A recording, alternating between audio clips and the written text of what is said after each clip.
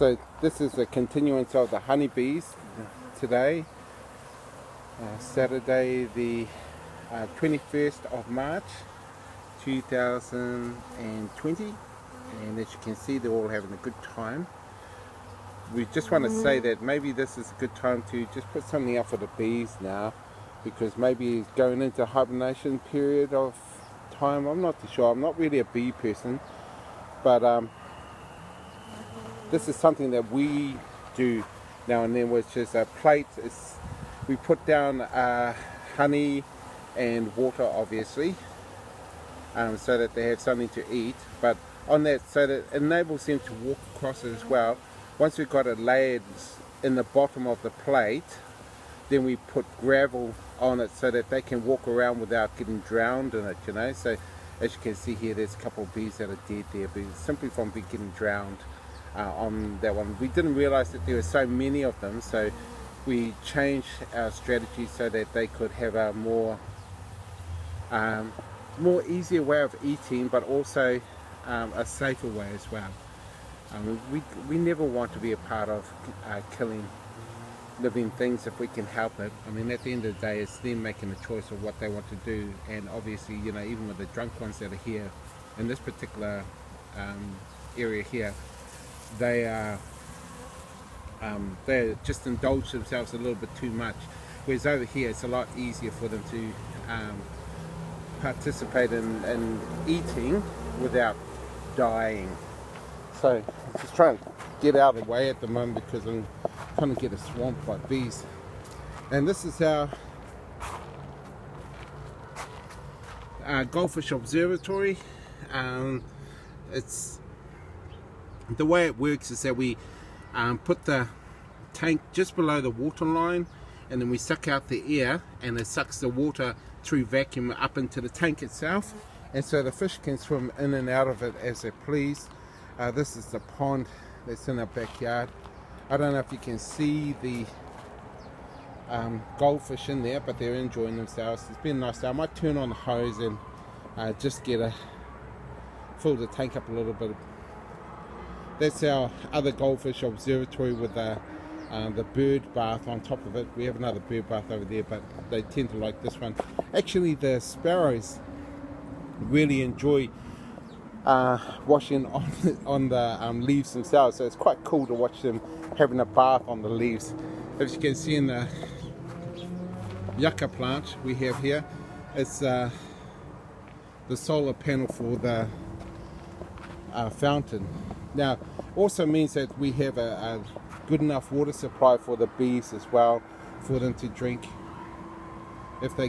when they get thirsty. I mean, bees tend to be very active, and I don't know what it means by or how much water they need throughout the day, but we generally see them all, a whole heap of bees down here having a drink as well, which is pretty cool.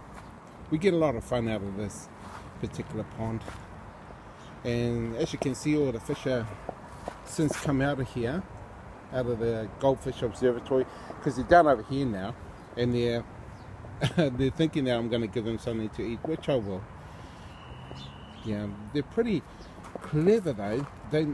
A lot of these fish have been in here for years, so they know how to feed themselves in many different ways. You know, little insects and larvae that come into the pond. They also they just know how to feed themselves, really. They're also very clever fish as well. We have a lot of cats in our area, and over here we got the poor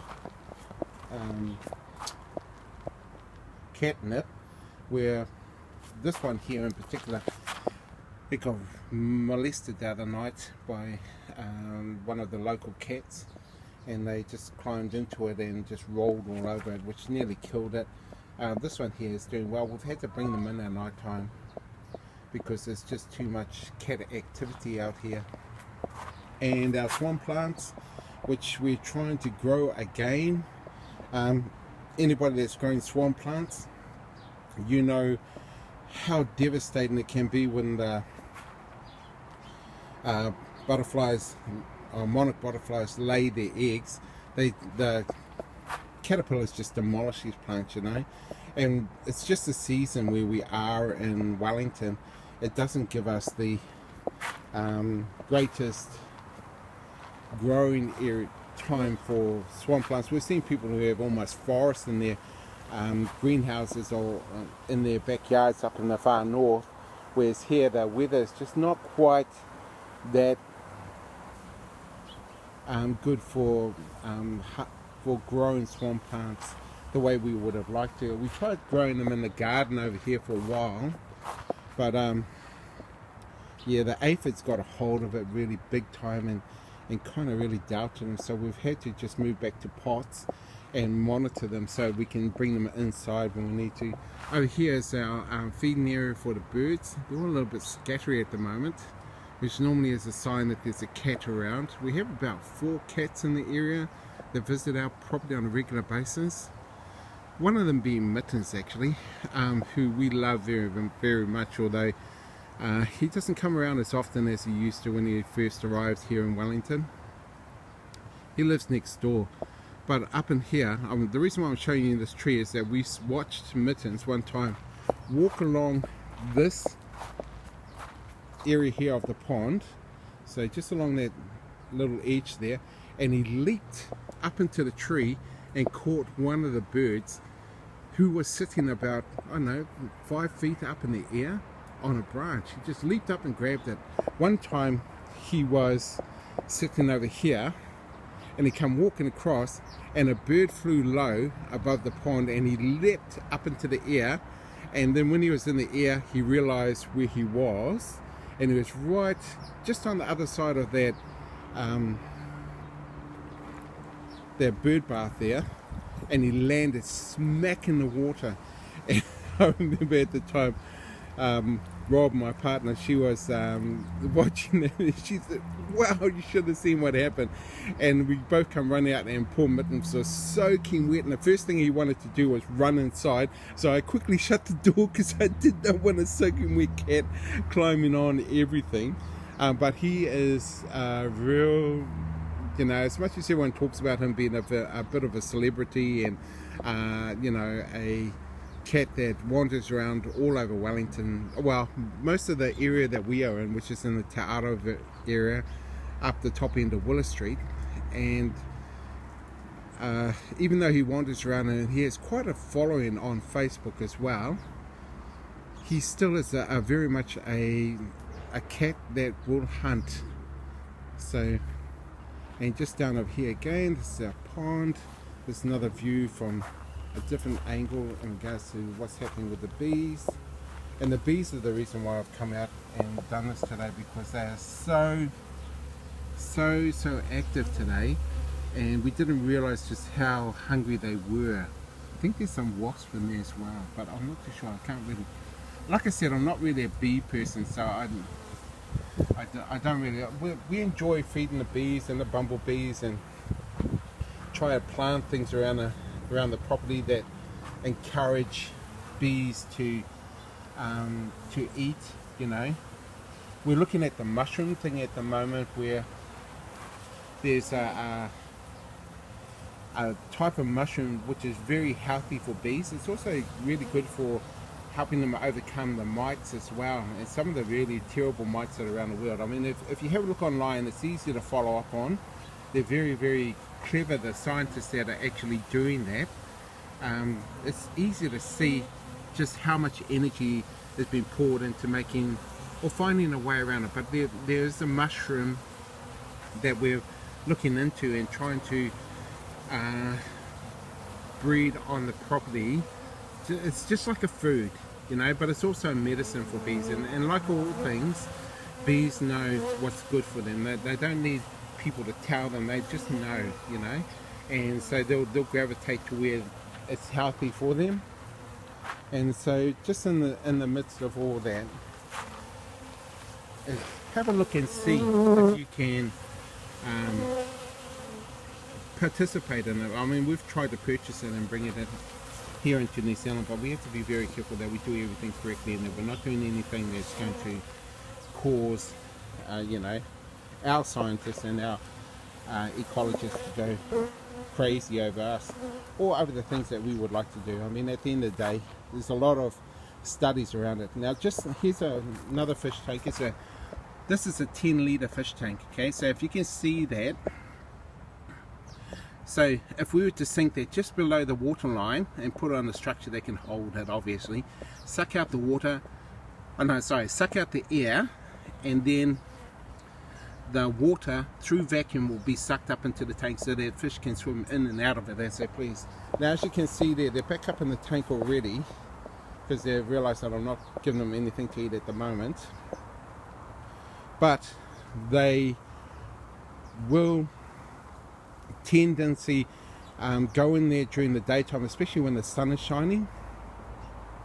They love that thing, you know, and although it looks kind of dirty, it reflects on where the water condition of the water is, you know. I mean, the lilies help keep it clean, and we also have a lot of breathing plants in there as well, which is good for the fish. And at the end of the day, we try not to interfere too much with the ecology of how everything works. So I'm just going to go over here and turn on the tap so that we can put some water into the goldfish pond. And that's what that looks like.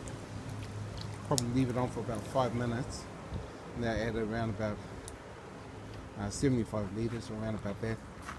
And that tank there is a 75 litre tank. And so just so that you know the capacity of that, as you can see, like I said, the fish are in there enjoying themselves as they normally do. Especially in the sun, they really do enjoy it. Even if we normally take out the tank itself and give it a clean, but they enjoy the algae on the side of the tank as well, so it's kind of like a double-edged sword when it comes to that type of thing, because we're taking away their food, you know, whenever we clean the tank. But it's okay as well, because we do give them goldfish pellets and flakes. They love the flakes. I tend to only want to feed them the pellets though, because one, they're cheaper, and two, they seem to be a bit more hardier as far as the being able to stay in the water system, as opposed to the flakes, which kind of disintegrate quite fast. But then again, they don't last very long, the flakes, because the fish are so much into it. Anyway, getting bugged by the bees now a little bit, so I'm going to just pack this up for now and give the goldfish something to eat. Okay, can you grab something for the goldfish? I just asked my Robin if she can get some goldfish pellets, and we'll show you what it's like for the goldfish when they are enjoying their meal. We feed the goldfish maybe once every 2 days. As I said before, they are very capable of looking after themselves. Okay, so this is what it looks like from their end. We'll feed some down that end as well for them. They also help keep down the larvae as well in this area, which is good for mosquito larvae. Yeah, the mosquito larvae, which is good for everyone, us inclusive. When we first moved here, the mosquito bites were quite significant, and Robin, my partner, she was had some terrible, and she still does have terrible reactions to the mosquito bites. So we're quite happy that they keep down the larvae. And on that one there, that's them having a feed there now. Now, as you can see, the thing about the goldfish that I know, okay, for whatever reason, they're happy with me now. They always were, really. I think that was a tui that flew over above us. But we've noticed that they can pick up on your energy. And so if you're not in a good space, except for me and Robin, obviously, when you come around, we see them disappear. They just disappear into the undergrowth, and they don't come out, they don't come into the observatories, you know, and they just do their own thing, but they're definitely hidden away. And once the person is gone, then they just come out. Sounds like the birds are the same as well, which is a bit unusual because normally they're up and in the trees. Oh, there they go. There's a few of the sparrows. When we first started feeding the sparrows, we looked at high energy foods for them, and we still kind of focus on that so that they have food that helps them to fly and participate in the things that they want to participate in. I'm just going to wash out the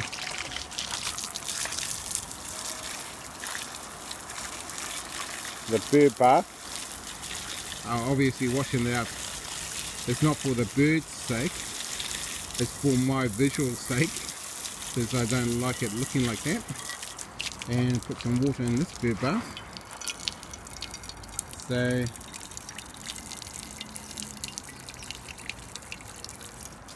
and maybe give the yucca some water as well. This yucca has been a great plant. It lives outside now. It's been outside for about 4 years, I think. It used to be inside full time, but we discovered that it actually loves it outside, so we gave over to it. Also, one of its little babies, it's this one here now, they seem to just love it out here. I mean, they're a great space for the spiders as well, who love living in this yucca tree. And so we kind of like, you know, we encourage the spiders as well. We prefer them to be out here in the garden than inside the house. I mean, we do have them inside the house as well, but not in the multitudes that there are out here. We do have a rat box out the backyard as well to catch the rats, and it is a little bit successful, but you know, we're a bit two minds about that, because at the end of the day we kind of think that rats deserve the opportunity to live as well, but you know, due to responsibilities as neighbours and as a community, we tend to try to do the things that are responsible as well. And at the moment, people are not into rats, so that's where that comes into it. At the end of the day, like I said, we have a lot of cats in this area. Well, maybe they're not in this area, but they tend to congress at our place for sure. So the cats come around, and they also keep the rat population down too. And the only reason I know that is because I see them running off with a mouse or a rat every now and then, so I know that they are quite voracious in their attempts to make sure that they do their part in regards to just hunting, which is kind of a weird thing. The fish never get bugged by them. I mean, the cats, I don't know, even Mittens sits on top of the fish tank here, and we often see the cats walking around the pond, but they never ever try to catch the fish. I think some say it's because the pond is a little bit too deep, and the fish, they're fearful of falling in there as well. But I just think that the fish are wise, well, the goldfish are clever, and they've learned how to live in this environment and keep safe. And so if they see something that they don't like, and I don't know how to pick up on energy, because this is, you can see I can get quite close to them and they're not spooked, whereas when a cat comes along, they're kind of like out of there, and I don't know how they can pick up on that energy. But then again, you know, maybe if I had something that was hunting me, I'd be able to pick up on this energy as well if I gave them an opportunity. And so this is straight down. I've got to clear some of the lilies out of there, because they're breathing air into there. So as you can see, there's a little bit of an air pocket in there. I'll take the lilies out and suck out that air. Now, I used to do it by hand, which was when I had a good breath. At the moment I'm quite sick, so with my heart failure. But in saying that, when I used to be able to suck the air out using just a a hose and just stick it up there and just suck out the air. But nowadays I use a vacuum, which is much faster and much more efficient, but you do have to really be careful that you don't suck water into your vacuum cleaner and blow it up. Obviously if you had a wetback that wouldn't be an issue, but our wetback is in the garage, so I'm not going to pull it out. It's so long as I'm careful, the vacuum cleaner is sufficient. And my darling trusts me to use the vacuum cleaner nowadays. I remember one time I was doing it and I sucked some of this water into my mouth and I was puking for about an hour afterwards. Not so much as from what the water was, but more from just the thought of it, you know. I mean, at the end of the day, I prefer looking at this water, not drinking it. And so that's where it all comes to pass. I'm just going to spin you around because the bees have gotten a little bit over the top in regards to this, and we might have to put a little bit more in there for them. But I'm also going to get out of here as well because it's starting to look a little bit well, I don't want to get in a situation where they start climbing on me, you know what I mean. So as I said, I'm just standing out here without any protection, but that's them doing their thing. And so I'm just going to close it off on the bees. So you're always welcome, Mr. Bees. Just don't hurt me, please.